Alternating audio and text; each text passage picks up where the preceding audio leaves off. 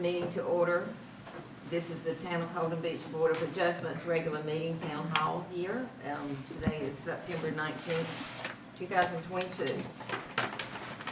First item is the roll call. Megan? Richard Roberts. Here. Ann Arnold. Here. Richard Griffin. Here. Gerald Arnold. Yep. Rick McInturk. Here. Jack Lohman. Phil Caldwell. Here. Mary Lou Lauren. Here. All right, so we have some members, alternate members, I believe, who've not been sworn in. So Rhonda, are you going to take care of that for us? And there's one regular member that needs to come on also. So we'll have Richard, Gerald, and Rick come up. You want me up again? Yes, sir. Because I was put back. And it's be time for you to. Yeah, I put me back. Yeah. Okay,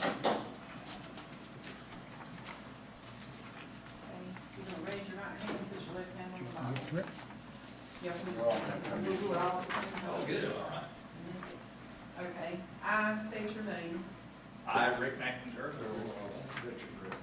Do solemnly swear or affirm that I will support and maintain the Constitution and laws of the United States and the Constitution and laws of North Carolina, not inconsistent therewith, and that I will faithfully discharge the duties of my office as a regular and alternate member to the Board of Adjustments for the Town of Holden Beach, so help me God. I will. Other hand y'all sign these. If you don't mind. There's something for you to sign with them. Thank you.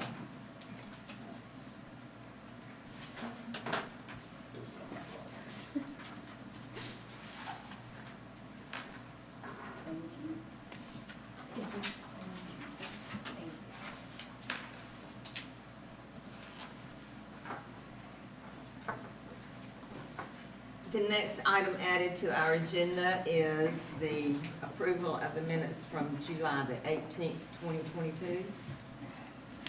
Do I hear any corrections?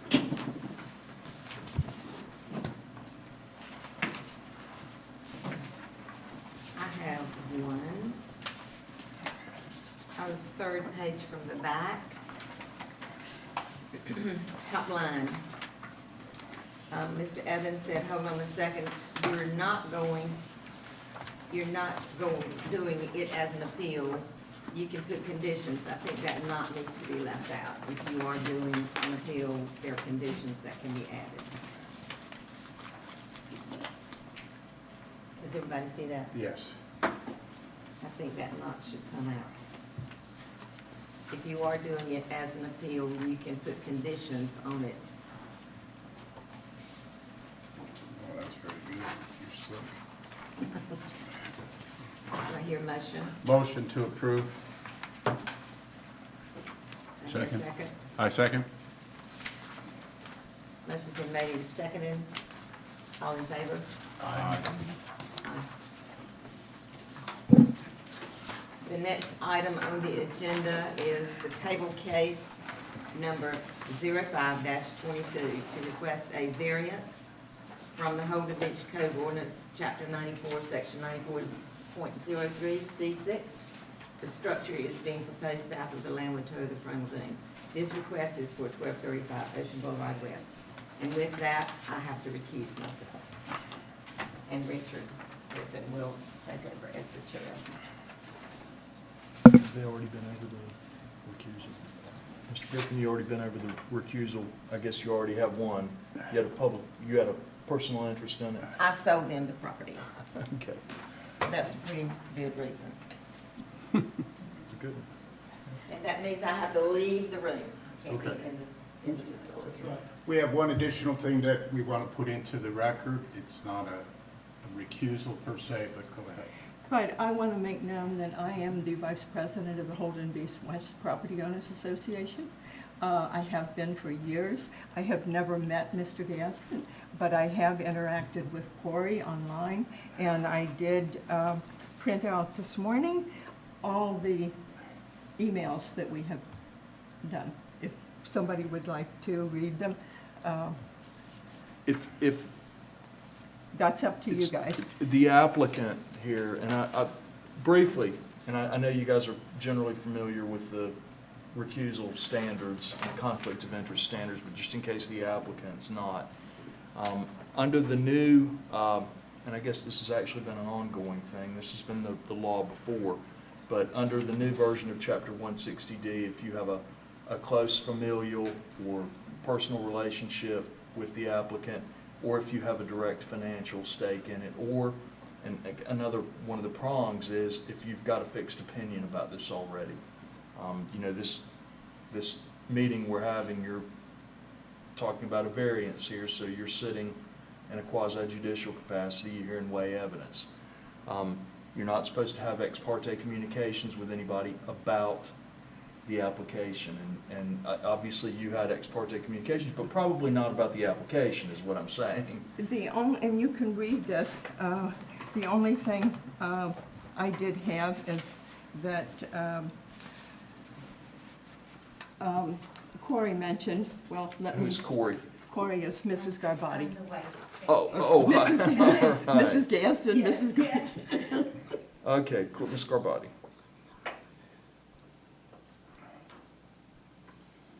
If there's any concern, we have a quorum without her, so that's I was gonna say, it's, you know, and now the procedure for a member is they first get the first crack at it, and then if they don't recuse, then the rest of the members of the board get to vote on it. But truthfully, the applicant here, and I guess who is Fairchild? He's the second, he's actually on a different case. Oh, okay, I'm not familiar with this one, I'm looking at the other one then. This one here is a pretty straightforward land use variance. Okay, all right. It's up to the applicant, and if you don't have any objection to this board member sitting, and if you know, don't have a fixed opinion about it, give the applicant the first crack at it. I mean, if you... That's up to. No, We have no issue. no, Okay. no. Nice to meet you. and I'm sorry I hadn't met you guys yet. My name's Norwood Blanchard. I'm with Crosby, McIntosh and Collier. I used to do work for Holden Beach, but it's been quite some time ago. Good for you, because that was back when you were getting sued and the League of Municipalities was hiring me to represent you. But I wouldn't see any problem with it. I think it's completely fine for you to stay if you... Okay, so we have 4 full-time members and then 2 alternate members, but we only need 1 alternate member to complete the quorum. So whoever doesn't want to be on this case can step off of the 2 new. Ray doesn't matter to me. Well, then, why don't you stay? Okay. Okay, there you go. Thank you for Thank you. for coming in. You may have to stick around for a minute, because it may well be that there may be a conflict on the second one that you get stuck on. We're not letting you out yet. So we got to swear in, Okay, do we want to? but if we're still talking about informalities, Norwood, are you aware of the town's position, planning department's position? I have no idea what staff's report was on this one, but I guess Tim's explained this to you guys before. Traditionally, in most instances, staff goes first, gives a report and the recommendation, and then you go to the applicant, and then anybody else who's got standing to participate in it can take part at that time. But you are, at some point, you're gonna need to, up here before you take any testimony, all of your testimony has to be sworn, including staff's. So you'll need to administer the oath and everything before they start giving testimony, including the staff report. So. Okay, Mr. Gatson, Mrs. Gatson. Tim, see if we can all get the hand on the Bible again. And it looks like on this one, this first one, there's nobody else out there. So I guess we don't have to ask the question about what's your interest and get into explaining standing, because there doesn't seem to Raise be your anybody. right hand, please. Do you swear to tell the truth, the whole truth, nothing but the truth, so help you God? I do. Thank you. Okay.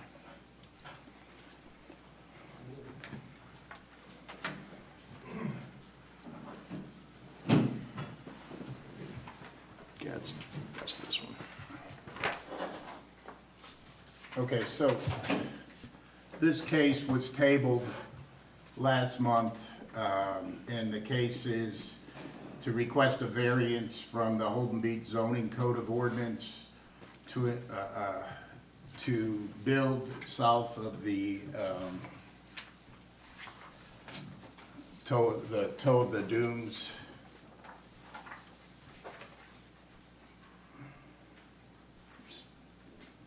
The structure is being proposed south of the landward toe of the frontal dune.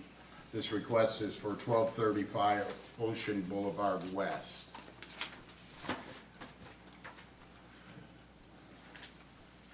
Tim, do you- First of all, we have a question for the attorney. Yes, sir. This is in the regulatory section of the ordinance book. This is not in the land use section.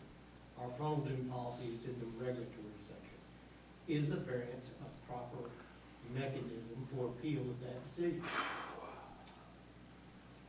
How do you get a CAMA permit how do you get the permit if I'm trying to figure out, variances deal with your land use section, generally speaking, and I saw from your notes the other day that, buying a property knowing that you're gonna need a variance is not a self-created hardship by statute now. But I'm not so sure that this is a variance issue. If this is not a dimensional requirement issue or, It's and it's not even in the land use section, which is where we typically get our variances from. It's in the regulatory, would be no different than, that's what, it's, our frontal dune policy is a regulatory policy. It's in the same place it says you can't go forward of it. It's in the same place it says you can't, tear it down. And as far as the CAMA and all that, they've not made application. They're to the point of we design our zoning. okay, Mr. Gadsden, did you want to come up and say We're something? still, hold on, we're still. Okay. Regarding that issue, I think we had understood that if we were appealing, we were. Hold on one okay, second. and let's just, and I want to hash out one Sorry, thing right that's my here. fault. I think it's great for us to go ahead and talk about the procedure right now. We're not offering evidence right now. None of this back and forth is about the evidence yet. Right. But we'll get into that, and you were saying, We did not want to appeal the law, which we thought a variance was the most appropriate pathway. All we wanted to do was appeal the decision about the toe of the dune. So So when we met last in July, we were tabled because there was this lack of clarity about, is this a variance or an appeal? And we've come to understand. Okay, Guidelines, it's not appropriate, as Mr. Evans says. you're asking for an appeal of the determination that it was Yes, that's that it was the toe of the dune that applies to this. yes. Okay, different, all right, now I got you, Yes. okay, all right. Yeah, and see, on this one, on that interpretation issue, and that's important, because variance, you gotta have 4/5 for. On the other hand, all other, now, under the statute, and a lot of towns had supermajority requirements for other things, everything else now is a simple majority. And I think if it's taken me a minute to get my head around it right there, but it's not a variance type issue.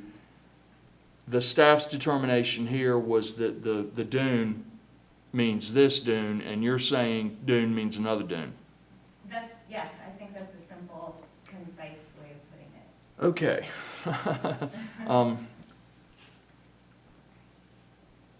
All right, hold on for just a minute. Let me.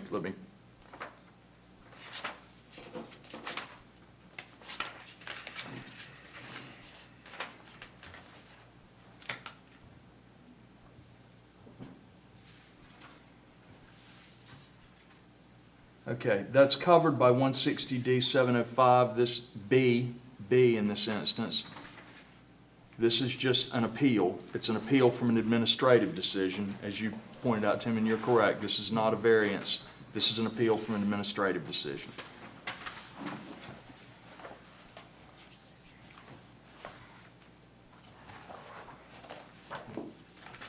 So, I guess with that, go ahead and let's talk about your appeal.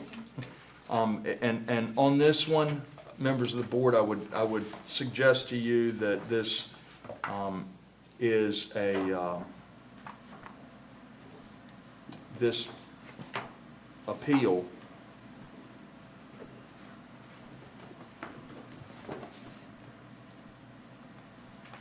you have an administrative record here.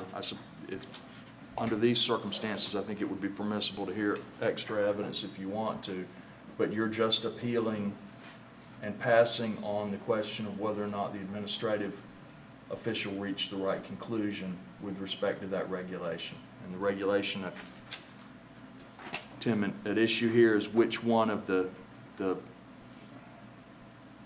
which one of these dunes amounts to the frontal dune? Is that, how does the regulation read in our code? Our code actually has the CAMA frontal dune regulation and then the town designated frontal dune.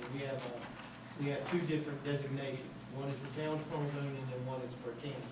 A lot of times they end up being the same dune based off the definition. Sometimes our dune is a little bit more restrictive and brings them further back. In this particular case, Now the CAMA's, if my recollection from the Carolina Beach case we had last year, the CAMA's frontal dune is the first solid line of vegetation, right? the first dune that's capable of. And where it turns up is essentially the toe of that frontal dune. And it's the one that's, for lack of a better description, the one that's closest to the water. That's right. So dunes behind that are not the frontal dune. Right. But the town's designated frontal dune is different than that. Okay. Than the CAMA's designated frontal dune. We have our own designated frontal dune. We have to because of the way it is here.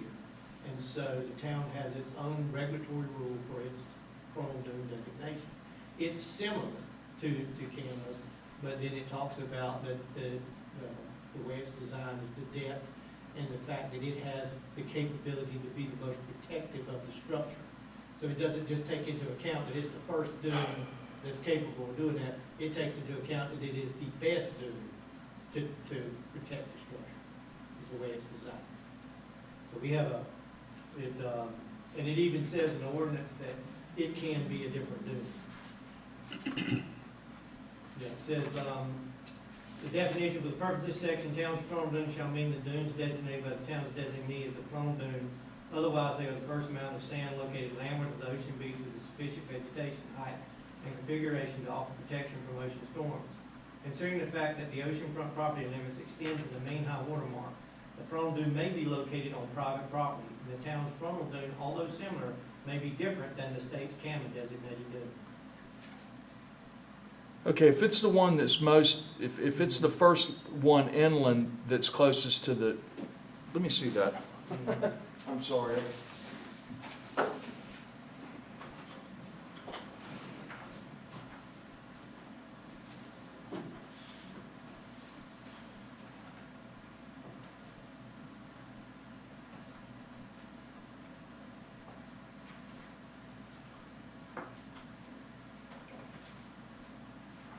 Okay, if you look at the purpose of our regulation right behind it,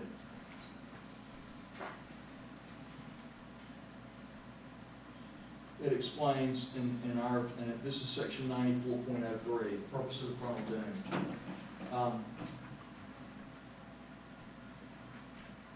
Frontal dune also, one of the things about the CAMA regulations, and I'm going by memory here, I didn't look at them today, but I had the case for Carolina Beach earlier this year with Freedom Park, and there was a lot of talk about the frontal dune and the definition of that, but a continuous frontal dune, there can be instances, and you've all seen this out on the beach, where there are breaks. There are things that would look like a frontal dune, but there are washouts all between it, where when you have a king tide or something like that, and I'm looking at, here's a good example right here. All right. You can have a legitimate dispute whether this stuff's the frontal dune or this right here. You got a washout right here. But if your determination is this is the front, the continuous one, that's the frontal dune. Now, This stuff back here, even if you have a second dune right here, I would suggest to you that probably the better interpretation would be to stick with frontal dune, because you are, when we say frontal, it's got a statutory definition that it has to be the closest one to the water, the first one in from the water. And one of the other rules about statutory interpretation for these, for land use regulations, is that the law is interpreted in favor of free use of the property. So we, in an ambiguous situation like this, I would tell someone this is not the frontal dune right here. Even though there is vegetation, it's probably this mounded up part right here. It's got a toe on it where it turns up, and this part wouldn't. And I might get a different view. What you're talking about is the Canada dune. Yeah. The town's frontal dune is all the way back up there behind where you see that straight line of houses. That is the town's designated That's frontal right. dune right there. And see, I don't know if that would amount as a frontal dune though, because it's not the one that's closest to the water. That's a camera dune. That's a Canada dune. But the town's definition is the same. I mean, the town's definition says that it's the, It is desirable to maintain a continuous frontal dune along the ocean front of this island, extending from the opposite side. it's. Structures that serve, I know you've got your own definition right here in the statute. It says they're the first mounds of sand located landward of the ocean beach with sufficient vegetation, height, and configuration to offer protection. So I guess that's actually your question in that. That definition is, are they sufficient to offer protection? Whichever one it is. This is the house dune. that's the one what we call the frontal dune is actually the tallest dune, the On the thickest property. dune. And On it the says, property.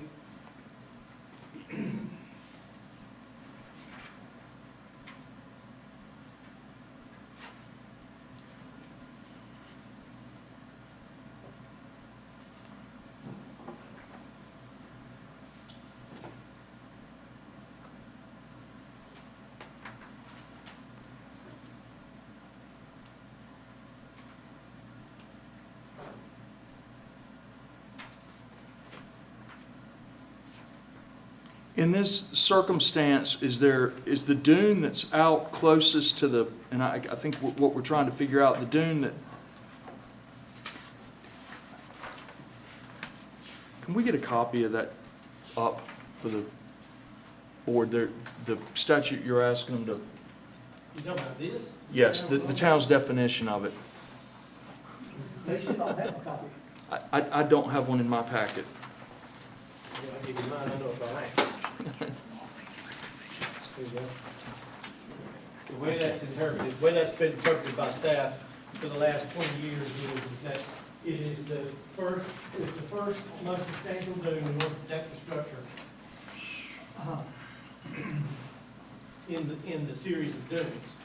The Kama dune is usually the first dune, and the town's designated frontal dune is usually the dune that staff considers to be the one that protects the structures the most.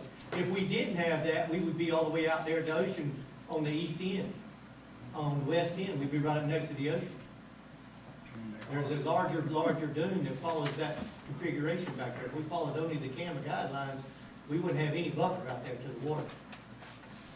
And we've got numerous, if you go even further, we've got numerous things that talk about structures that are on the other side of the town's frontal dune, and the CAMA dune is out front. So we've designated, over the years, we've actually,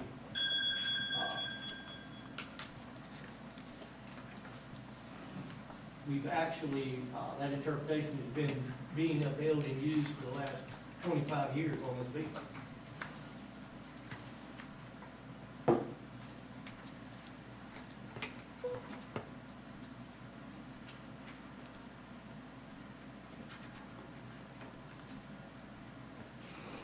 I'm looking, one of the problems with that, though,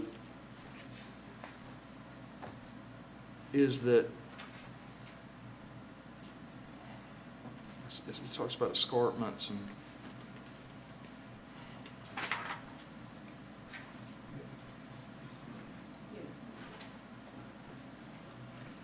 board members, I'll tell you, you're allowed to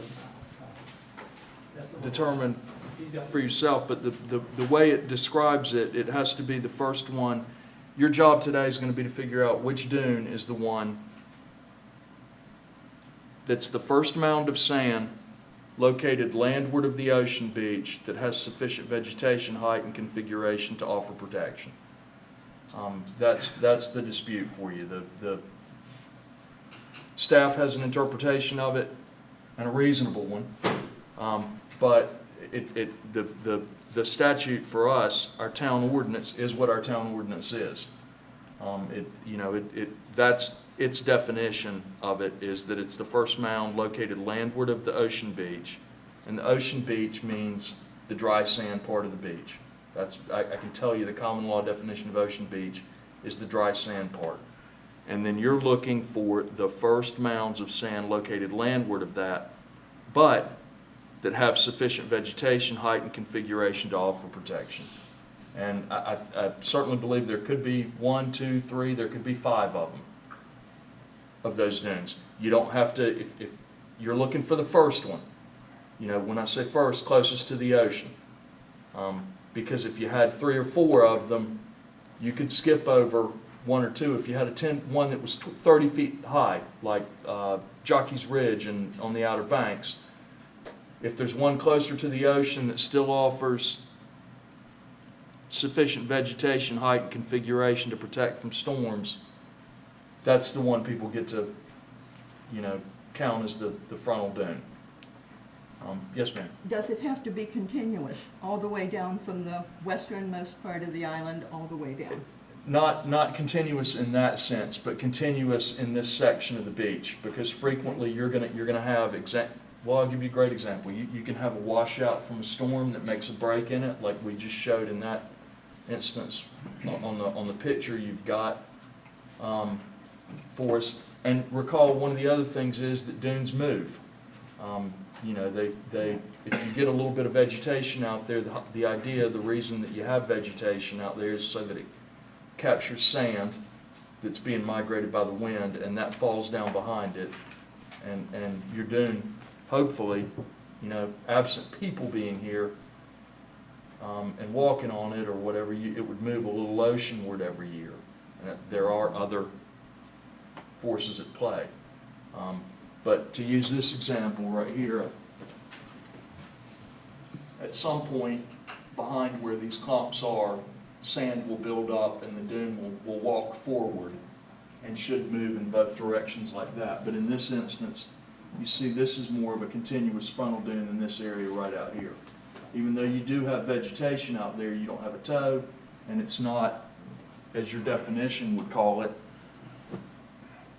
doesn't have sufficient vegetation, height, and configuration to offer protection. So I'd suggest look at the definition and decide for yourselves what the definition is here, and staff can provide an explanation of why they contend it ought to be construed one way, and the applicant gets their opportunity to agree with that or disagree with it. I have a question Yes, sir. for Mr. Evans. This drawing, from what I can interpret it, in 10/29 of 2020, the town went out and surveyed the dunes and put a stake in the toe. And am I interpreting this? These dotted lines represent where that dune is, and then the toe of the dune is the line that kind of goes through the slab right now. That's right. There's notations here for toe of dune, oceanward. Are those, are other dunes. those are other dunes? Yeah, if you look at the closer to elevation, you'll see that the dune that you're talking about up there at the house is 14.8, 13.8, 15.4. Those are the elevations. 16.1, and then the next highest one is way out there near the vegetation line, which is at 13.9, 8.1, 12.8. So that one that's designated now with the toe is the highest dune of all that set of dunes? It is the going one up. that affords the most protection for the structure. Okay. It doesn't say that, that's the interpretation has always been the interpretation of staff. That's the way it's been done every 25 years. the town's frontal dune is not bound by CAMA's definition. It is bound by the interpretation of the regulatory rule. If we do away with our interpretation of the town's designated frontal dune, we are going to have a disaster inside of our ordinance book. Our ordinance book depends on the town's definition of what it considers the town's frontal dune, which is the dune that affords the most protection. But you get into other guidelines too. FEMA, the NFIP doesn't allow you to tear down dunes. It doesn't allow you to start this because there's a CAMA designated dune out there somewhere. It's not the only regulatory rule. You know, it's one of many.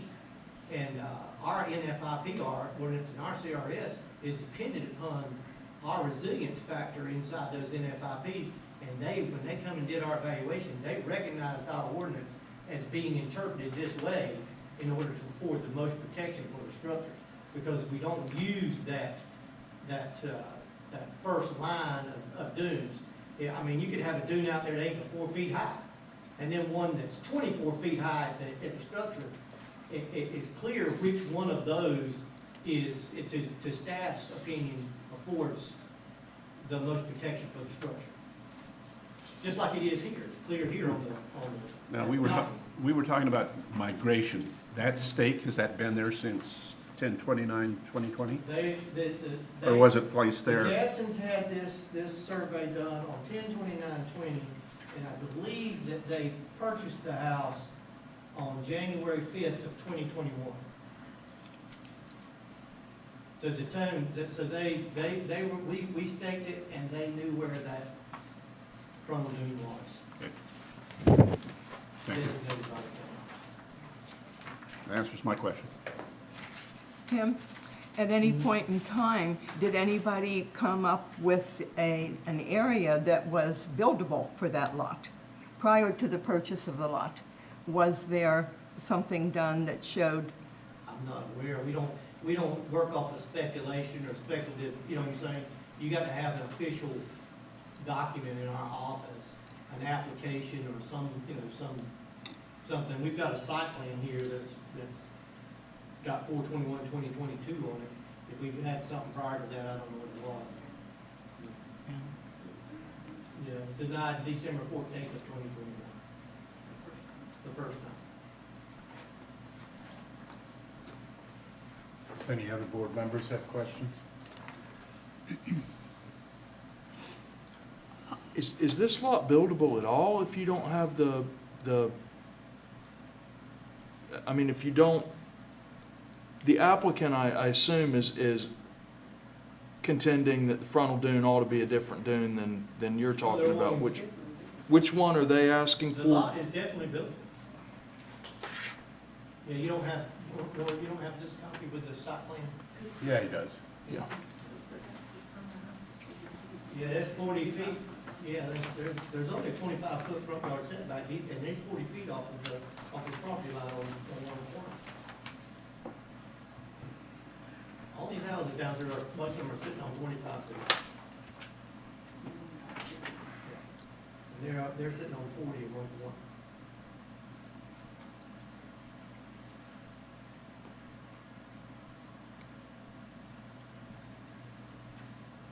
By the same token, the 25-foot setback, he has to comply with the Property Owners Association, ARC committee. So that's why I'm asking if Property owners, it has nothing to do with it. right. Okay. Right. Okay. Yeah.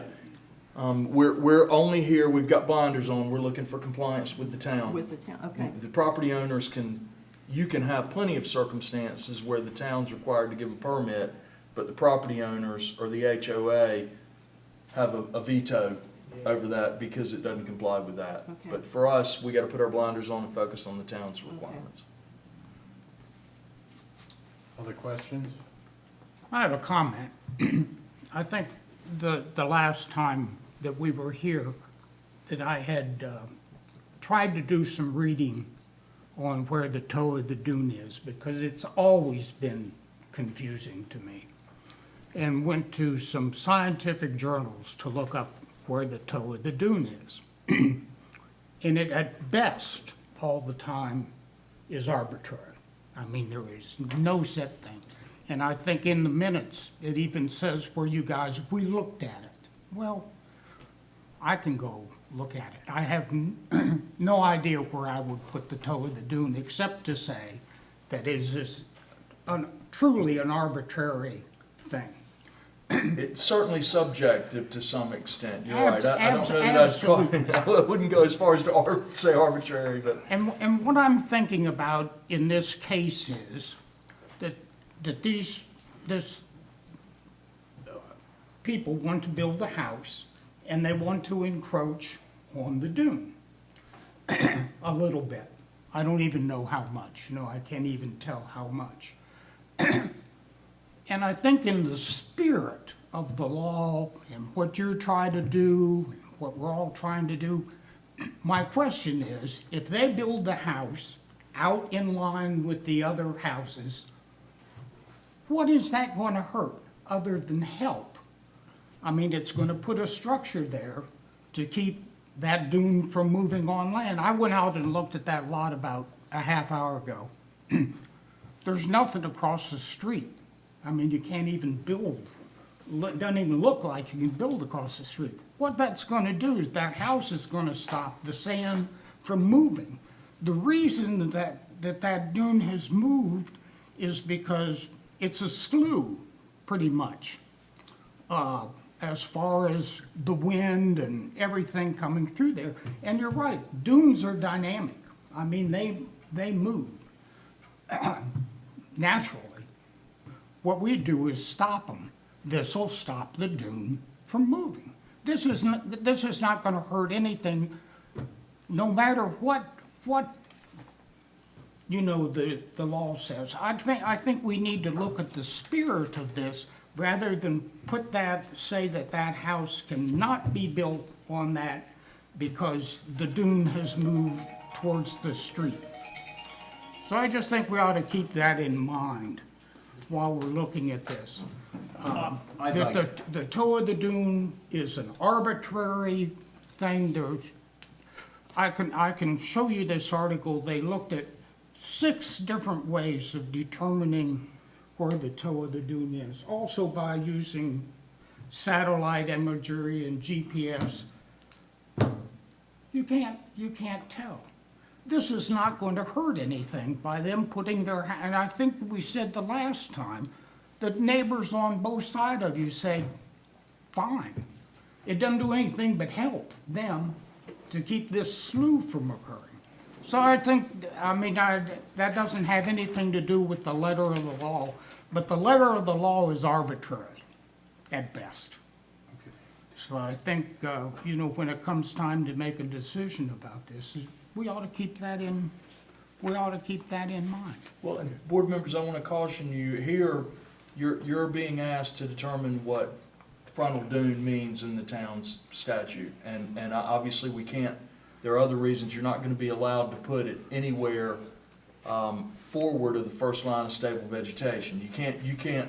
Right. I would tell you it would be an abuse of your discretion to say that frontal dune means something out on the dry sand part of the beach.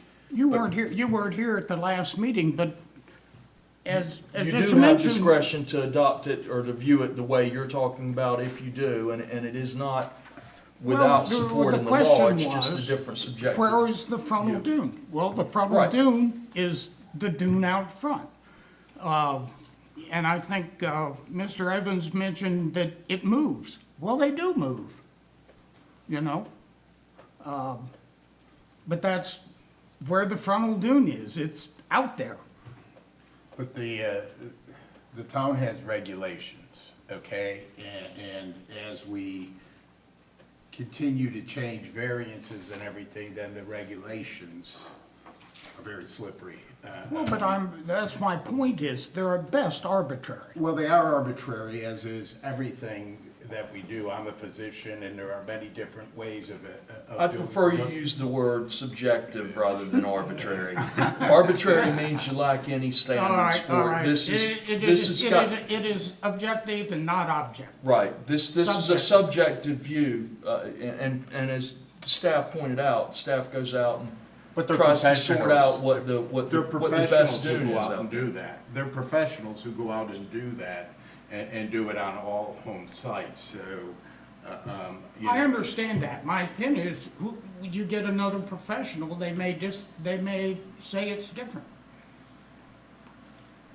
Well, the survey shows what the elevations are on the lot. That verifies where the dunes are on the lot. Your elevations are there, done by a surveyor. Yeah, I mean, the elevation. I understand that, and you And I'm back to mentioned that. that the last time, and I'm back to the subjective part of regulatory rule. The Board of Commissioners write an ordinance, and in that ordinance, and they approve these ordinances, and in those ordinances, they approve who it is that determines and interprets those ordinances. And that's by statute and by law. And so whenever you authorize someone to do the interpretations, then those interpreters are by the standard in itself are the folks who are supposed to determine that. And when they determine that, unless it is especially stands out that they are not interpreting the ordinance the way they should, then there would be some argument for subjectivity. But you can look along through all the rules and regulations been enforced a number of times that we've marked the dune, and even look at our procedures to tell that not only have we applied knowledge to what we're doing, but we also apply the lessons learned and the things that we were taught. And so it is not that we randomly go out there and pick that. And it's also not that we establish that we are the final sayer in the matter. Number one, they have the appeals process. They also have a variance if they're in another section. But for policy's sake, if someone wants to prove to us that that is not the frontal dune, we have allowed them in the past to go get a surveyor and go survey the other dunes to show that we have inaccurately marked it. In this particular case, you're looking at the accuracy of the markings. I guess here for you board members, remember, I'm gonna keep pulling you back to your definition right here. If staff's gone out and viewed it and is given you the opinion that the dune that they have put their flag in is the closest one to the ocean with, quote, sufficient vegetation and height to offer protection, you know, that's the issue for you. It has to be the first one with, and that's where the staff's discretion comes in, and staff's knowledge is determining which one, in staff's belief, is the first one to offer sufficient protection. Like, so that's the example I was trying to give you. There could be circumstances where you might actually have a taller mound of dirt out front, for example, if it didn't have any vegetation growing on top of it. But you had one that was a foot lower further back that had, what are the hard bushes called out there? The harder bushes that are more stable. Right. That staff might make the determination, hey, we think this fits the definition of what the first one that offers sufficient protection would be better than the other one. But for us, the question here today, you have to be governed by the definition here, and it's which one has sufficient vegetation, height, and configuration to offer protection. You have a question? I'm the newbie here, but I listened to the recording of the last meeting, and then I read all the minutes and tried to get my head wrapped around this. I don't hear a lot of argument among any of us that the dune we're talking about is that thing that's pretty close to where they're wanting to build a house. Otherwise, we're going to build houses, like you say, out in the water. So if that's the dune we're talking about, then my only question is the consistency over time that was applied to marking that dune. Now, the other houses are there 20, 30 years, and dunes move. I get that. So 20, 30 years ago, we might not have been looking at that same line as we're looking at in 2020. And therefore, the logic of lining those houses up by code may not be as strong as if that dune were in a different location. But if we've marked the dune right, if we've applied a consistent manner, a consistent survey, however that's done, if that stake is in the right place, then it's in the right place. And we've got a code that addresses that. But again, the right place for you is bound to this definition. Okay, it's not, and I would want to stress one thing. The dune, the frontal dune doesn't always mean the best frontal dune. It means, the frontal dune means the first one with, as we say, sufficient vegetation, height, and configuration. And I think staff is out there trying hard to fix which one that is. Because have you come to the conclusion after going out there that the dunes closer to the water than the one that you've marked would not offer sufficient vegetation, height, and configuration? I think it's clear that the dune, I mean, you got the topos there. The dune is higher than any other dune and thicker and wider. And that's why I'm not asking if it's the best. I'm trying to get you to tell us if whether it's the first one that offers Yes. sufficient vegetation, height. Yes, it is. That's the question for the board. Which one offers the sufficient vegetation, height, and configuration that is, what's the closest one to the ocean that meets those three prongs? So that would be our opinion, which one?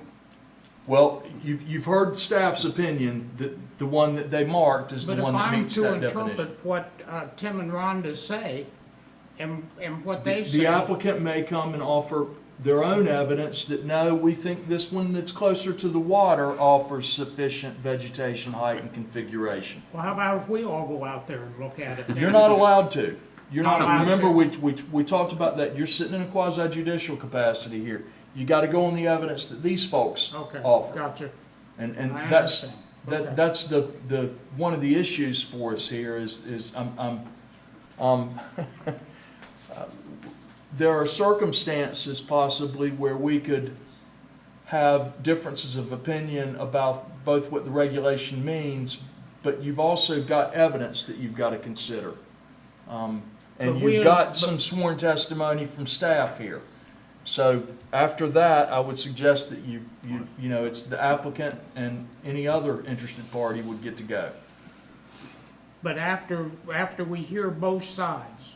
Then you're we gonna as make a determination, and I'm But gonna we as tell a you, group cannot go out and look. no, Okay, not on this one.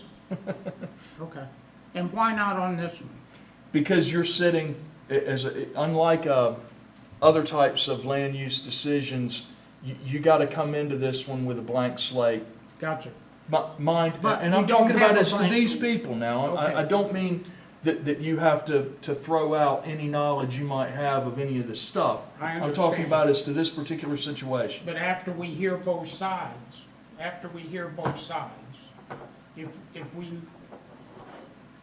then that's what we have to base it on, is what both sides see. You're gonna make a fact, you're gonna find which one of these dunes, if the applicant's urging for a different one than staff, you're Okay. gonna find which one of these meets the definition in 9403A. Okay, so Rhonda and Tim have theirs, and we're gonna hear from If, somebody else, and then yes, we have yes. to choose. And that's gonna be the question that you have for Tim is, in your opinion, is this the first mound of sand located landward of the ocean that has sufficient vegetation, height, and configuration to offer protection?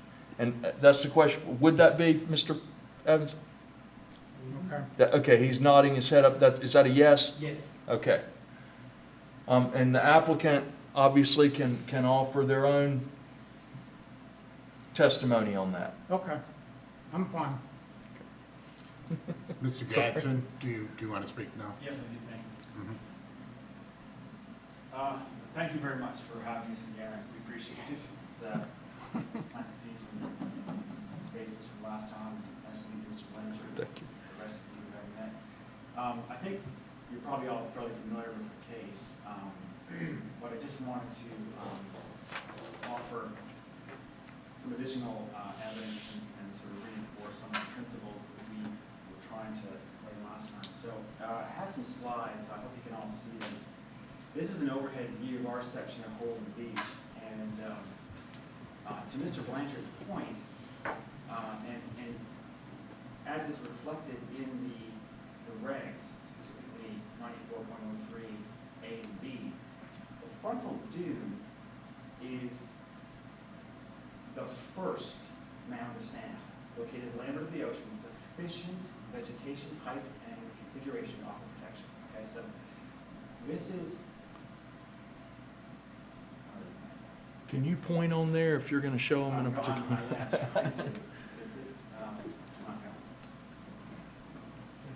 There you go. There you go. You got a pointer now.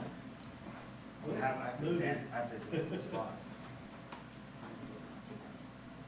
Thanks. Where's that good old laser pointer? There we go. So I've marked what is a continuous dune. And on our survey, which I believe you have, this dune was surveyed in October of 2020 as being 13.9 feet high. The pink area represents our property, which is and our proposed building site is 800 feet from the water. There are 7 dunes, approximately, between our home, proposed home site, and the water. So I would submit to you that this is, by the definition, and the code I'm talking about, item B says, purpose of the frontal dune, it is desirable to maintain a continuous frontal dune along the ocean front of the island. To me, this is the continuous frontal dune. It is the first mound of sand.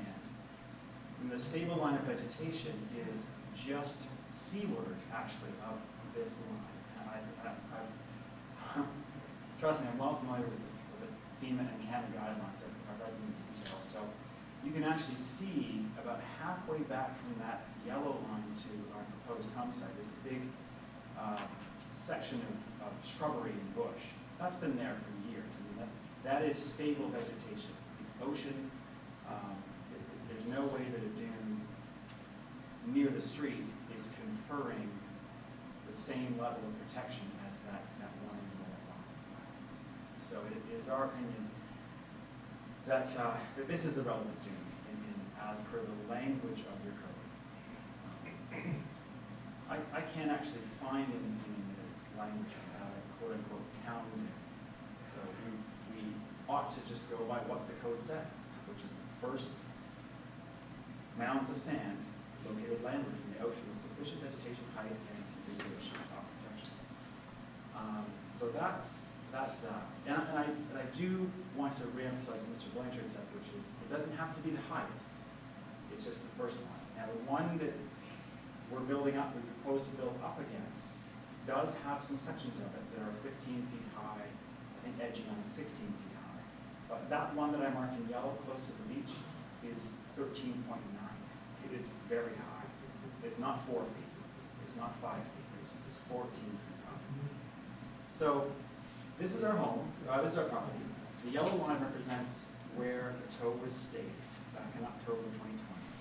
And I'll just superimpose our surveys to see that that is indeed accurate. So it lines it up with everything.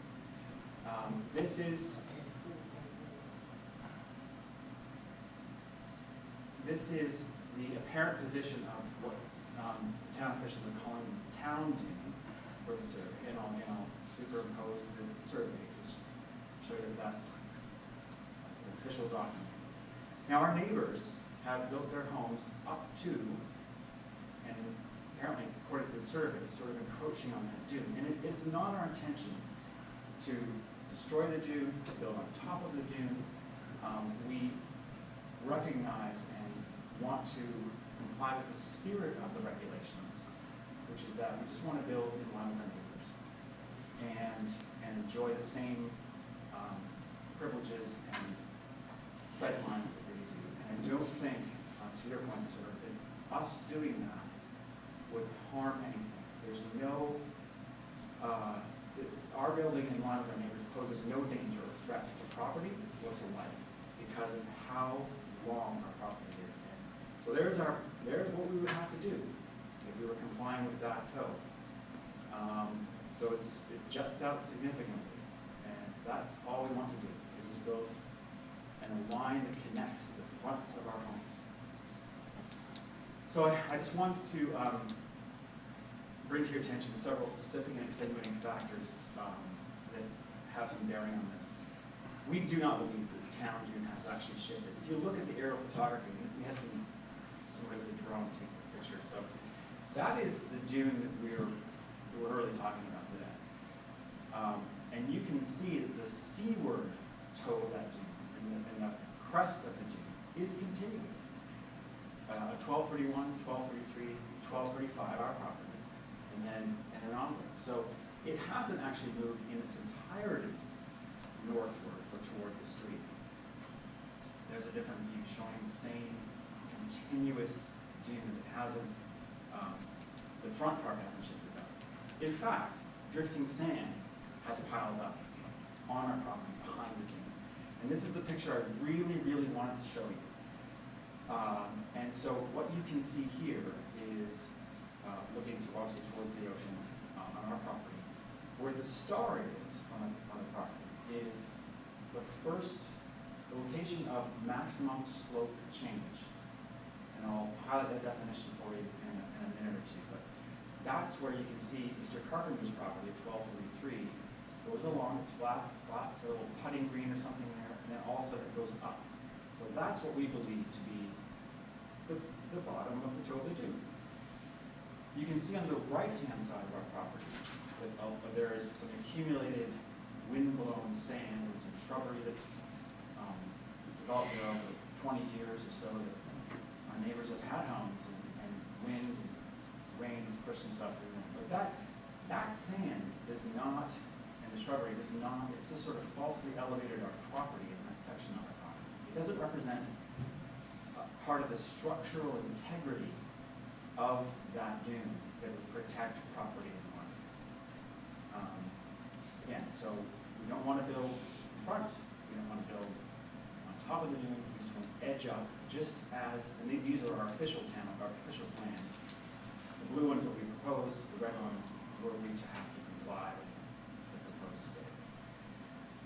There's precedent for this. There are homes all over Holden Beach that have structures like this, where you can see the yellow arrow is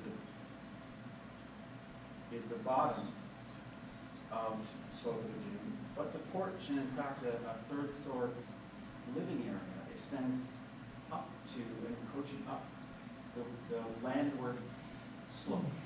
I don't think this represents a danger to people or property at Holden Beach. I think this is an appropriate way to build something, and that's more or less what we're proposing. There are other examples of people who I, in my opinion, have maybe violated that spirit or letter of law, at least. Here's someone at 1209 who appears to have built right through this a state dune that is close to the street. That's the top of the dune, and that's a stake that marks the toe of the dune. And you can see that their porch and pool and deck and everything is right through. We don't want to do that. We don't want to impact the dune. I didn't interrupt you, Mr. Evans. Thirdly, our adjacent neighbors want us to build in line with them. So I want to read these emails to you if I could. Sorry, my glasses are. Jeff, it's a pleasure. This is from Mr. Carpenter, who lives at 1233. Jeff, it's a pleasure talking with you yesterday. I'm following up and writing for Julie, his wife, and my point of view on your house plans. We fully agree that your house plans should follow the envelope that was created by lining up the back and front of Susan and Rick Smith's house, that's on 1237, and the back in front of our house at 1233. It is our opinion this would create a congruency from all points of view and therefore make a more pleasing layout. We wish the city of Holden Beach grant you the building permit falls above. And Rick and Susan were copied on this email and they responded to all of us. Rick and I also concur with you about statement and hope that the town approves your request. So a concern that we might have had was, gosh, are we going to cause a problem for our neighbors by doing this? And that's clearly not the case. I do agree with you, sir. The toe of the dune is highly subjective, and we should be using the location of maximum slope change. I think I read the same article as you, and I pulled this out. There's a considerable variation in how the dune toe is defined For example, by manual inspection, using vegetation lines, or as a point of maximum curvature on the profile. However, these methods can be ambiguous and inconsistent. The second quote is from Hillary Stockton, Dr. Stockton, who's the acting program coordinator for coastal and marine hazards in the U.S. Geological Survey, and she says, the total due should be calculated as a location of maximal slope change.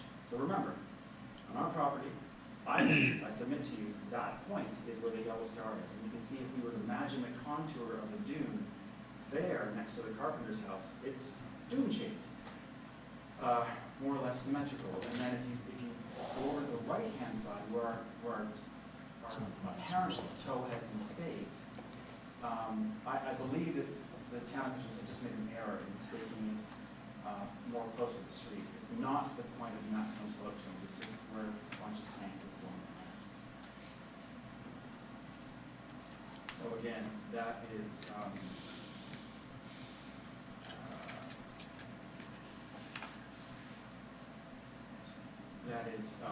our proposed plan is in blue, and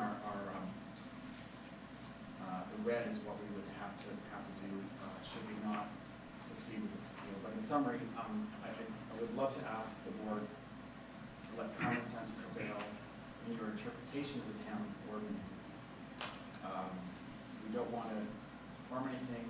We don't want to build a dune or build a home of neighbors' homes. We just want to build a similar sized home in a similar manner adjacent to the dune as both of our neighbors have done. I think that's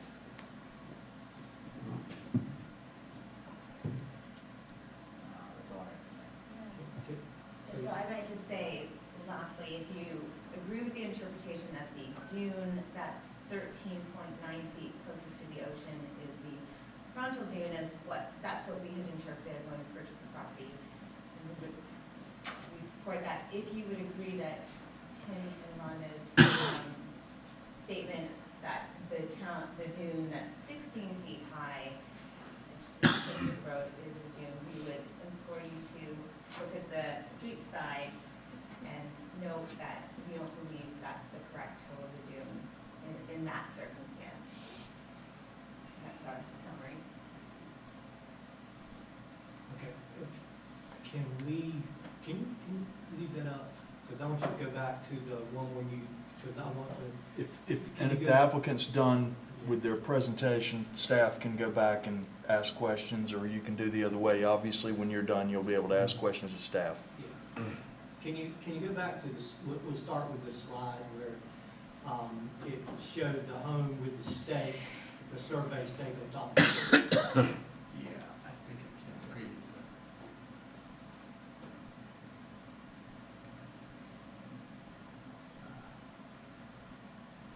Or not have that clicker. Yeah, it's kind of hard to go back. I'm sorry about that. There, Can you go back one more? No, one more, go back one more, the one where it shows it from the rear. Okay, there you go. Okay, on this particular house, that's the one I was talking about. This particular person, we went out and staked the frontal dune, they disagreed with the frontal dune. They went out and got a surveyor who came back, who brought us the same type of topo map like this one. That clearly showed that the dune that's right up underneath the arrow there, where that dune is at, was the frontal dune, by showing that it was the one that was most substantially there in order to protect the structure. Okay? And our ordinances are pretty clear. It says that the town's frontal dune may be different than the town's camera dune. And I'll say it again, we had another attorney who helped us write that, who says that we are not bound by CAMA's definition when it comes to determining what the town's frontal dune is. It is the town's authority in that ordinance to determine what the frontal dune is. We also have numerous ordinances, to keep that in mind, that gives exceptions to when the town's frontal dune is not the same as the CAMA's frontal dune. Clearly showing in numerous locations inside the ordinance that the two are not the same. They are not defined as the same because one of them is relying strictly on the CAMA's rule and CAMA LPO to determine, and the other is by the town's designee. Now, if we're opening up a hole here when we start determining that the largest dune between there and the ocean, the one that's the widest, the tallest, the biggest, is not the town's frontal dune. All of those dunes from there to the ocean are Cama's dunes. They're Cama's frontal dune. But they are not the interpretation of this office. They've not been the interpretation of this office prior to me at any point in time that those were the town's frontal dunes. That the town's frontal dune is designated as that one which will best protect the structure. That means it's got to have the best height, the best girth, the best everything. It is not determined by where it is located inside that dune system. Where the current homes are verifies where we've located it for you. That's right. And so it is hard many times to determine exactly where the toe of that frontal dune is. And if a person thinks that that is not the dune that should be considered the town's frontal dune, then they can get a survey to prove to us that it's not the town's frontal dune. If they don't want to agree that it's the Cama frontal dune, they can appeal it to Cama. But the town's frontal dune is here, it's not there. And so whenever we start looking at the past and the future to try to determine where the toe of the frontal dune is, we will never have any consistency because the dune constantly moves. So we have to mark it where the here and now is. The other thing is that when these houses are built, they themselves start collecting sand. They start collecting sand. So whenever you see a house that has a dune up to the back of it, many of these dunes along the houses on those front will actually build a wall to keep the sand from building up underneath to the backside of their homes. So we probably don't have a real clear idea of the house on the left exactly where that dune was at when it was built at that time. It may have grown just like this dune did. Now, as far as that dune and its location, we marked that dune numerous times over years. People were going to buy that lot time after time again, and we went out and marked it time after time again, and every time we marked it, we were consistent. We were completely consistent. So we were not inconsistent marking that dune, ever. And we try to do it in what we believe, or we do it with knowledge that what we're doing is protecting not only the structure, but those structures on either side, because that's part of our ordinance and our job to make the community more resilient. Now, I'm not arguing that some of the things he's saying is not correct. I'm not arguing what you're saying is not correct.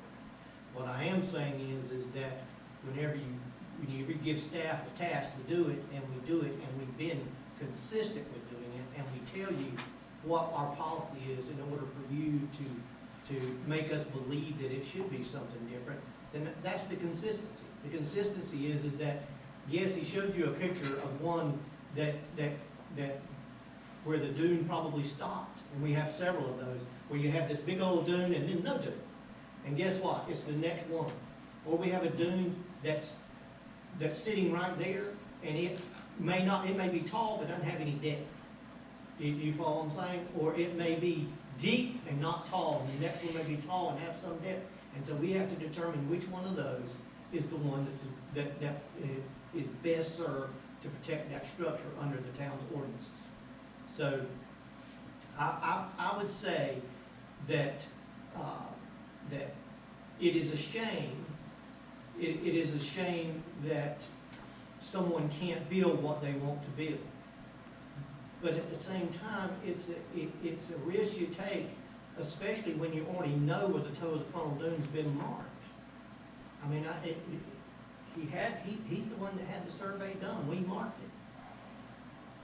I don't know what the answer is here.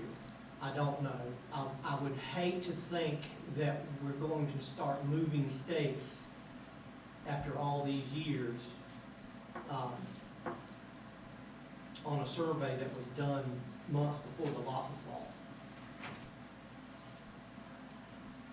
Board- And I was going to say, board members, I'm going to caution you, you are bound by the way the statute is written here to make your determination of which one is the first mound of sand that offers sufficient vegetation, height, and configuration to offer protection. And I, you know, it's, again, I want to stress that the town's, the staff, I think has been very, very clear that the one that's marked is the best one, offers the best protection. But the question for us is a slightly different question, and it may come up with the same answer. If you've determined that the dune out front is not the first mound of sand located landward of the ocean with sufficient vegetation height and configuration to offer protection from ocean storms, you could find an inward one. But your definition is what your definition is. It's not, it doesn't contain the word best protection. It's the first one that's sufficient. And that's, I think that's what you're having to look for here today. And you've heard evidence about staff's, that they've had a consistent interpretation of how it should be done. But here today, you're bound to follow what the regulation is on this one. And that's the first one that's located landward of the ocean beach with sufficient vegetation height and configuration. Now, I can tell you that the staff, the way they've done it, if you changed the definition in the statute to say that offers the best protection, it would make things a whole lot clearer going forward on this. But your task here is to determine which one is the first mound of sand located landward of the ocean beach with sufficient vegetation height and configuration to offer protection. Are we permitted to request, as had happened with the other house that Inspector Evans just mentioned, to get another surveyor or somebody who is credentialed, somebody else to come out and to make, Mr. Gaston, would you approve of that if there was somebody else to come out and to assess where the toe of the dune was? I think you have that already. Yeah, I was going to say you could ask. What happened was, the town staked it, and then Gary Cardenas went out and drew it as per his The surveyor don't get to determine, they give so that's how it was done. But I don't know, so you mean to measure the height of the dune? Well, versus the house however, and the height of the dune, like the 13.9 foot dune versus the 16 foot dune, or the toe? The toe is that. Because none of us up here, other than listening to the evidence, is credentialed to assess Fair enough. where the Yeah. toe of the dune is. No, correct, I agree. And I think it sounds to me like there are two questions here. One is, do we believe that the dune that we're looking at in this picture is the frontal dune in section 94.03? And my contention has always been from the beginning that it's not. Now, of course, we're not going to build a house close to the water. That's ridiculous. We wouldn't do that. But the regulations say first mounds of sand, not best mounds of sand, not highest mounds of sand. Even though that dune is 15 feet and the one by the water, the one I think is continuous along the whole of Holden Beach is 14. You're talking about a foot difference. You can see the vegetation halfway to the water. That hasn't moved in 20 years. That's solid protection in the ocean. By the town's ordinances, what we're looking at here, close to our proposed home, is not the frontal dune. Okay. That's a question. Now, if you decide that I'm wrong and this is the frontal dune, then I think the next question is, do we think the toe is appropriate? And again, I say no. I think the toe is as the most logical definition, the one that's been put forward by the USGS, point, the location of maximum slope change. So you've got Tim Carpenter's putting green, and then it goes up, versus a very broad, gradual slope because of wind-blown sand over the years on the other side of properties. So, again, I think that we're just asking to consider what Mr. Blanchard is rightly pointing out is the true language of the legislation, and then also hopefully you think about what that would mean to us in terms of what they want as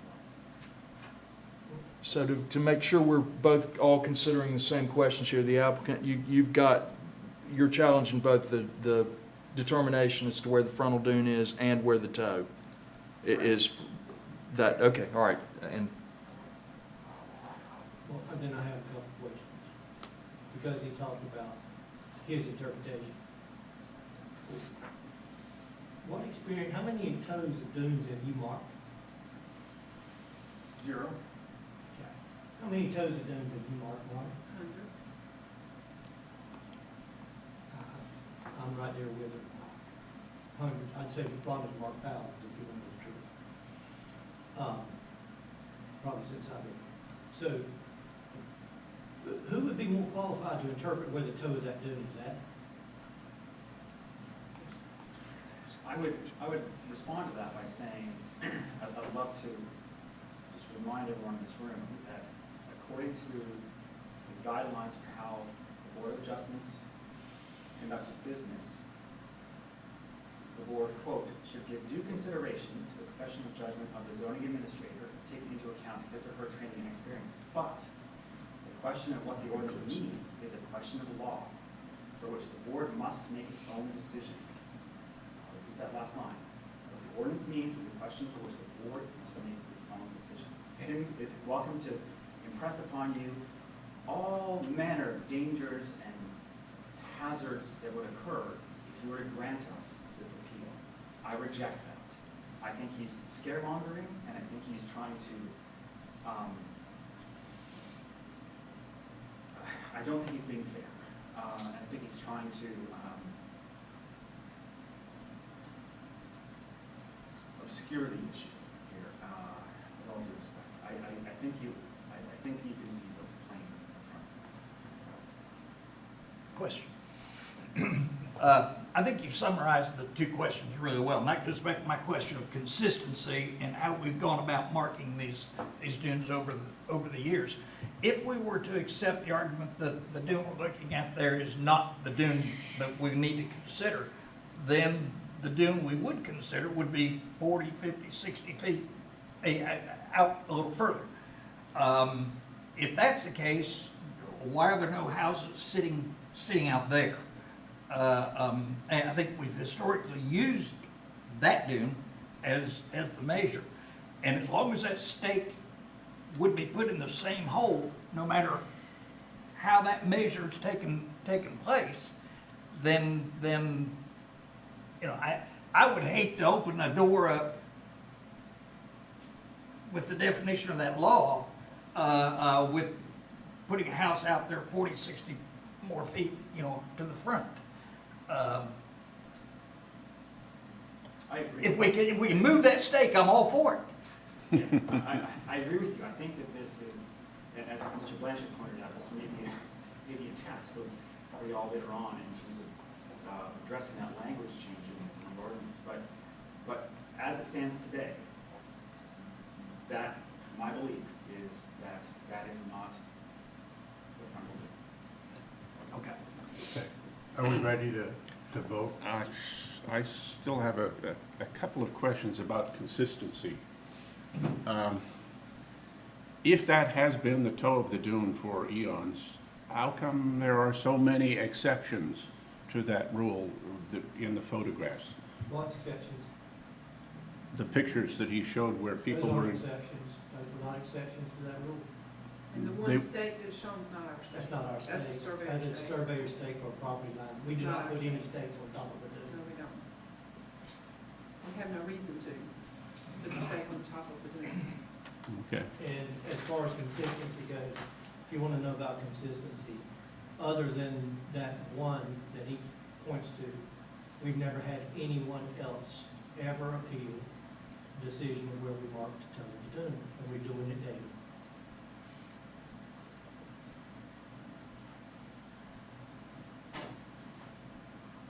Okay. And any other questions? Okay, let's. I have a concern or a comment anyway. It appears to me that we're being asked to give permission to violate an ordinance of the town of You're Holden being Beach. asked, Are we being asked to, you're being give asked them- to determine what frontal dune, whether frontal dune here, what it means in this, in Okay. this one circumstance, whether it means, you know, A or B. And I think staff has been abundantly clear on it, that they're, about what you know, the way they've construed it. I don't know if it's come up to this board before or not, for an interpretation of what that means, but. that's why we're all confused. Right, I was gonna say, but I do wanna stress that the applicant did raise a point about, and for you, you know, you are the ones tasked with making kind of a de novo review on your own of what that language means. But the language itself doesn't mention best. It in fact does say the first one. So you need to look at the pictures and the evidence that you've got today and ask yourself, hey, if I came from Black Mountain, for example, here, and somebody asked me, what's the first mound of sand located landward of the ocean beach with sufficient vegetation, height, and configuration to offer protection from ocean storms? You got to pick it out. And the two options you've been given today on this have been this line right here, or I believe it would be about in there somewhere. Well, And is I that, have a question. We keep presenting this. Who determined that that yellow line is the camera frontal dune?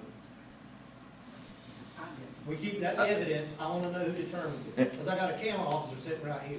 right, I was getting ready to say, I think that was So that's not. that's the testimony, that's not the, right, and now, let's be clear about that, that's just the testimony that Because you're giving. it could be the one further back. So we have a survey. Certainly could. We have a survey that, where that pink line intersects the yellow line, that's the first dune on our survey, And it is, 13.9. and it's 13.9 feet. Okay.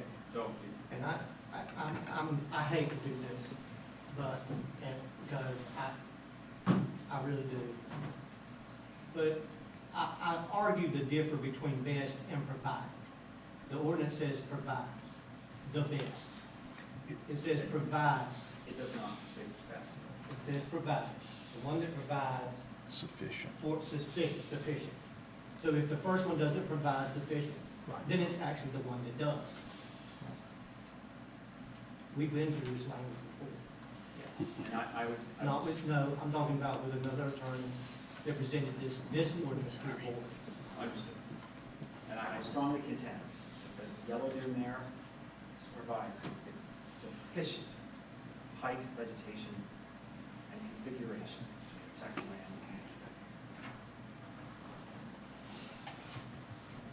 So I want to be clear, a vote for says what? And a vote against says what? For vote against is against the appeal. Okay. So it would be, four would be in I thought favor we of what were they. And you're not doing a voting for- variance, you're doing 4 here to determine to grant the appeal, and you can designate that either way you want to, but I'm saying your 2 4 is to options grant here the appeal. are to adopt, Vote is you know, to to, grant the appeal, against is to. Right. fours for him, fours for against. or you could, if you wanted to flip it, you could flip it the other way, but you're asked to be in, you No, know, no, to no, we're determine gonna- this in favor of the, We're gonna keep the appellant, word. you know, So, the appellant party, or, and to adopt to use the, well, construction of it the staff has. well, I need to ask a question. If y'all decide that our interpretation of the frontal dune, where we designated the frontal dune or where we put our stakes is wrong, who's gonna stake it? Who's gonna determine it? Well, in that instance, staff would be sent back to do it in line with the Board of Adjustment's direction on it. The Board of Adjustment is the body that's, somebody's got to make the decision. Beyond the Board of Adjustment, it goes to Superior Court. But one of those who's entitled to review staff's decision is the one that gets to determine where those things are. And, you know, that's, whether the applicant likes it, whether staff likes it, some, you know, they'll give you a description here of which So, construction of this language in the town's code, what it means. Does it mean this one or another one? And apparently you have 2 different proposals here. The applicant, as I understand it correctly, I just want to make sure we're clear for the board applicant, Your contention is it's that area that's in yellow, and staff's contention is no, the language means actually the area that's, and I don't know exactly where it is, but I think it's inland, slightly closer to the road, I should say, than in line with these two houses. Tim, is that about right, about where my finger is? Yeah, it's right there. Right, if you, I mean, you, And it's not big enough for me to draw a good line. yeah. But that's what the board has to decide. Which one of those two lines represents the First mounds of sand. first mounds of sand located landward of the ocean beach with sufficient vegetation, height, and configuration to offer protection from the ocean storms. And again, I think staff and the applicant have been good enough to both point out that, you know, that anytime you get a definition like that, or something like what is the frontal dune, it requires some subjective interpretation of what that means. But that, for you guys today, that's the decision you have to make. So again, a 4, 4 means you're in favor of the Gadsden's, and against Is is with that the we- town. okay.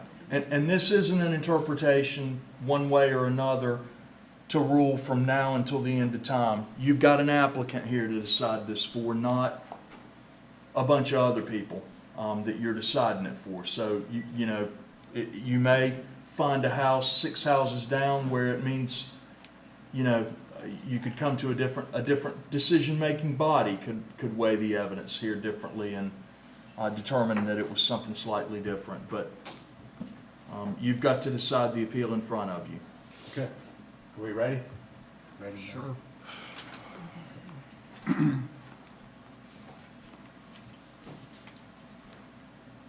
Just fold it in half and pass it, please. We'll pass them down. No, we're gonna pass this one. This way. Take 'em. Thank you. Thank you, Phil.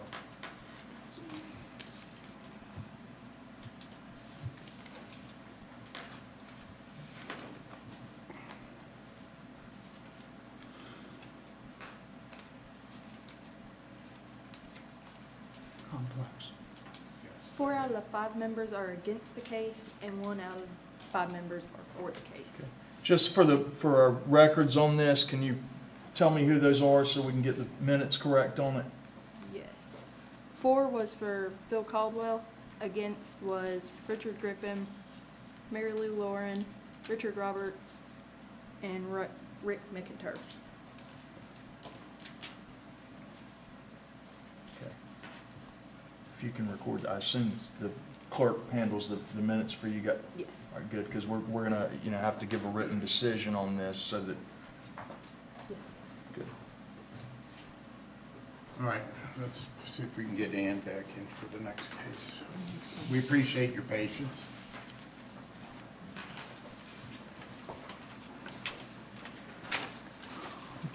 Quick bathroom break. You don't have to be here for this next case.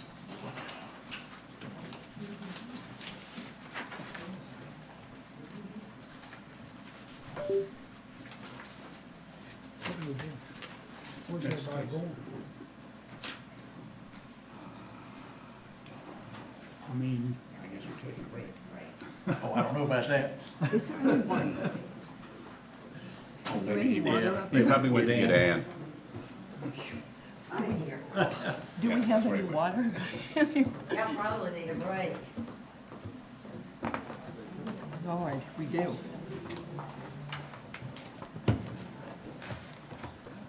feel like I went on a lot when I listened to this one.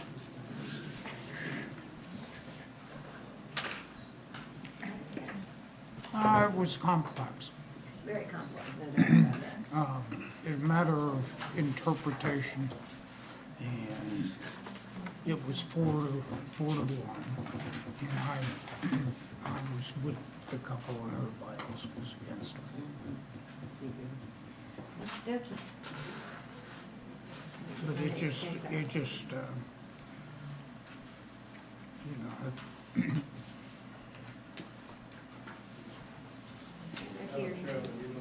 None of us is qualified to, looking at a picture, to say what is the dune. We have another case. Yeah, I don't know where everybody left. We need, We need you. Sorry. I mean, Signed everybody stood up and left. No, they're out there talking. They're out there talking. Rehashing. I don't think we're done yet, Chair. but where did Richard go? Richard went to the bathroom, I Oh, think. he's got to be here before we can start the next case. Sure, I'm not gonna start till he comes back. He's out there talking to them. Well, I want to go. I don't think he is. Richard's not out Give yet. me an hour or so I can Oh, it's Do that? oh, it's the You wanna attorney. go in? provision company get a beer. No beer, no beer allowed. Okay. Let's go. Yep. There you go. Tim's out there. Tim needs to come in. I mean, can I get up and walk out? I don't think so. Now we're okay You're, because he was you here. are conscripted. No. That was a testing. We have a fence inside. It was to you, it wasn't to me. It was no evidence put on these people, it was all their opinion, not one. It was opinion from him, and these are the ones that are qualified. We'll call the meeting back to order. Pretty open shut there. Proceeding on to, I think this is number 6 on our agenda. I lost count. Case number 07-22. To request a variance from the Holden Beach Code of Ordinance, Chapter 157, Section 157.080, fences, to construct an 8-foot tall fence measured from grade in the side and rear yard. This request is for 222 Ocean Boulevard East. We have people who want to give their, we need to swear you in for your testimony. Thank you. Everybody that's going to speak, town officers as well as the owner of the property. I don't have anything to read. Where's that thing you read? He's got it. He's got it. He memorized it. Richard? Raise your right hand, please. There you go. Do you swear to tell the truth, the whole truth, and nothing but the truth, so help you God? I do. Thank you. We didn't have to do that long. We were right here. We were good for you. Thank you. No problem. All right, so who wants to present their side first? Let's hear from the property owner. Sir, just step up to the microphone, please. And say your name and your address. Any interruptions? Good evening, my name is Jerry Fairchild, I'm here with my wife Patricia. We just recently tested. Again, good evening, my name is Jerry Fairchild, I'm with my wife Patricia. We just recently built a house on 222 Ocean Boulevard East. It happens to fall right in between 2 public parking areas. And we're requesting today for approval, consideration to build a 8-foot high fence for privacy.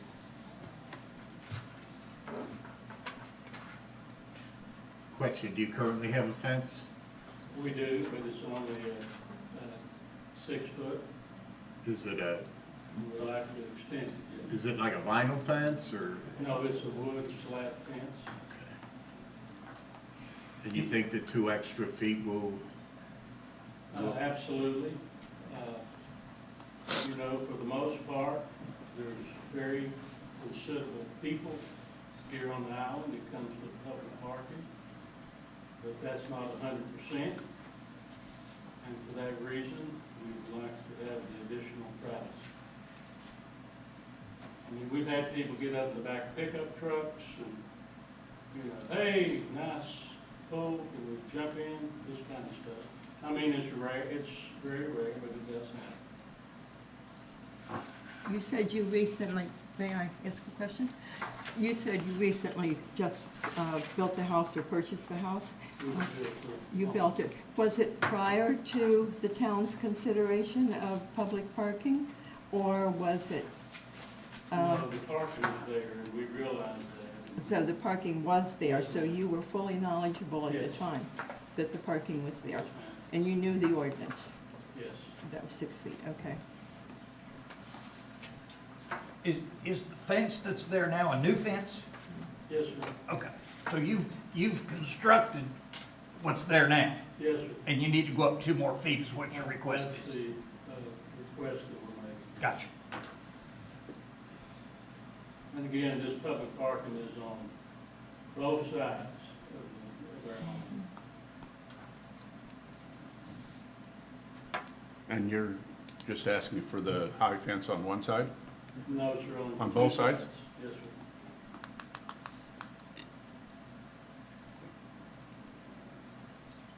Is that all? Yep. Thanks for any consideration. Thank you. Any other questions, comments from our board members? I have one. I think your fence that's there already has the fence members that would allow the 2 feet to be added. Yes, ma'am. The uprights are The there. uprights were, Are thank you. there. Yeah. Mhm. The perpendicular parts. All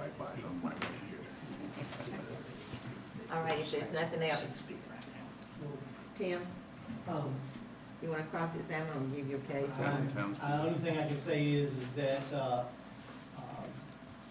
I'm not sure that we had already approved paved parking prior to him starting his permit application. I'm not sure that's true. I think, Oh, that's paid parking. Yeah. You're right. yeah, I think that we were still in the process of trying to decide whether he was gonna have it or not. The other thing is that if this was a commercial piece of property where they were gonna have parking and stuff, the commercial activity would then require some type of buffer between there and a residential property. I think that allowing for 2 more feet of that fence would be the minimus in the scheme of things, by what's supposed to be allowed. But I also do think that it would create, or keep from creating a situation with noise and the public hindering their ability to use the property without interference, to allow him to have the extension. Staff doesn't have a problem with the extension, based on the fact that we understand the environment is going to be a little different, wedged between 2 roads that now allow parking. So, staff believes there is a true hardship. Any questions of Tim from the board? You have any questions from Tim? No, ma'am. We will apply then our 3 questions, if we will, look at those, please. I think the hardship is not a result of your actions. Everybody agree with that? Yes. That's correct. And that it's in harmony with general purpose and intent of the ordinance to preserve the spirit of the ordinance. And the fencing is to protect your property as well as to protect others, and that's what number 3 is. The granting of the variance secures the public safety. Nobody's gonna be jumping in your pool and drowning. If we can have more fence, maybe they can't jump off the back of the pickup truck. So, anybody wanna call the vote? Are you ready? I move we vote. Oh, no, we don't vote now, We right? need- No, we need 5 votes. 1, 2, 3, 4, 5. We have Okay. the first 5 here.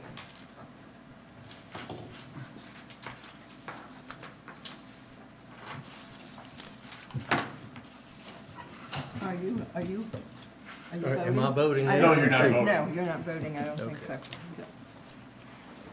We've got that house sufficient for your wife to come down then. Yes, sir. Thank you.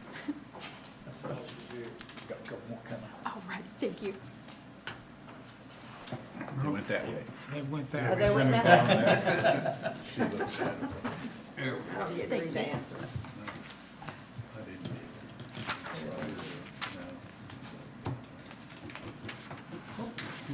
That's right. 5 out of the 5 members voted for this case. Congratulations. Get the extension. Thank you. And I want to thank you for two things.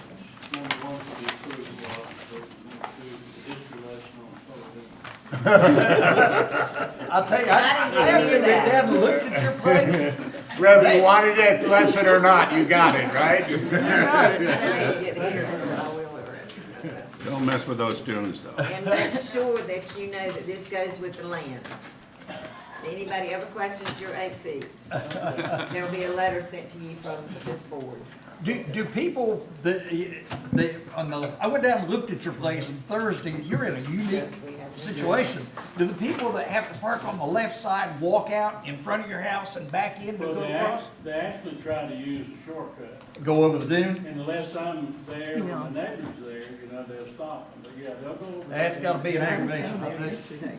it would be, It's a that nightmare would be down something there. else to consider for, Holden Beach, maybe to put A cross over there. Yeah. Yes, sir. Thank you. Thank you. Thank you very much for bringing it to us. Appreciate it. All right, number 7 on our agenda, the old business. Number 8, new business. Mary Lou? Oh, completely.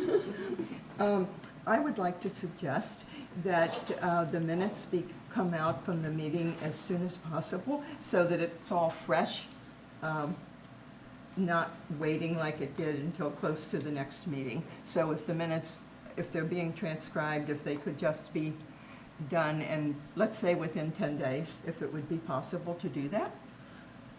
What's your opinion on that, Megan? There's your That's, challenge. that's really hard to do in 10 days. But I'll try. Can you maybe, instead of, having us come and pick those up, can you put them online? That we could look at them online and then do it the way you do now? But, if they just go online, then you don't have to make up a whole nother packet for us. If you just send us an email saying the minutes are online, we can look at that, and then you can maybe continue to Yeah. include them in the packet. Okay. That may make it easier for you, but it would also be very good for us. Okay. I think they are online now Mhm. from the Yeah. last meetings. But it takes a while to Yeah, get to a while to them. get but out if she there, sends yeah. us an email that says minutes are available Right. for you to look at, that would. That's right. That would help. Okay. And the public gets to see them that way as well, but they haven't been approved, and I didn't know if that was the That's right. I problem. would suggest you just email them to them, not. Okay. come Email online them to us. Yeah. Right. Yeah. Not It- just for the public. because- Right, they so can't that go way we can online make the until they're approved. corrections at the next meeting, and then they can be put Then out they to the get public. I have a question, just Certainly. to kind of get my feet wet here. What's the most efficient way for us to, when we need to see like the city ordinances and, are we all given our own little notebook at some point, or do I need to come down here and look, or what's the best way to We're do? getting ready to, we've got Yeah. a total of a large pack of updates. So as soon as Megan gets those, she'll have the town clerk get you a book. Perfect. Yeah, you should have a book, and we're getting ready to get them. We actually have them, we just got to get them copied, Great. put them in books. So Thank my, you. So This we is need, it. she needs Yeah. 2 new books. so we can bring our old book, and somebody, We'll give you the information, and it's simple, it'll tell you what to take out and what to put in, Okay. it's simple. Yeah, we Very just good. put them in the binder, right? Yeah, Very good. you take out, and it'll tell you page by page what to take out and what to put in.